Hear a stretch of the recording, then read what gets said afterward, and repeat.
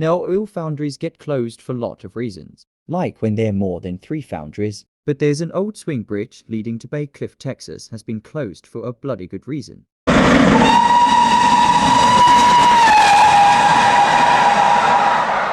On January 6, 1934, a Frisco T-54 was delivering a goods train to Bay Cliff, Texas oil foundry. The engine was having a few problems with its brake. The crew was sleepless since they have to get their train ready at Galveston. As the engineer reaches the Dickinson bayou, the driver Bob Carson tried to slow the train down, but nothing happened. It was then Carson realized that the locomotive brakes disappeared. Carson told Tom Morris, UWA the fireman, to douse the fire, but the train was going too fast. To put things short, the swing bridge was moved on the side. It was then Carson and Morris lost hope, and the train crashing into the bayou below. Rescue efforts were impossible as nobody knew how deep was the Dickinson bayou was. In the end, 5 rolling stock were scraped while the rest disappeared. As for the locomotive, only thing was that tell that a locomotive crashing there was the tender. Soon after, the tender was sent to the Galveston Railroad Museum in 1998.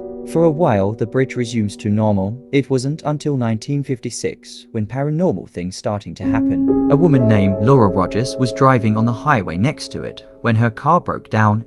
It was 10 minutes until she saw a train passing through halfway to the bridge before vanishing. She described the encounter as old and dark as the night itself. After that encounter, she started saying that she'd been seeing the engine coming right in front of her. After 3 months, she was sent into a mental hospital.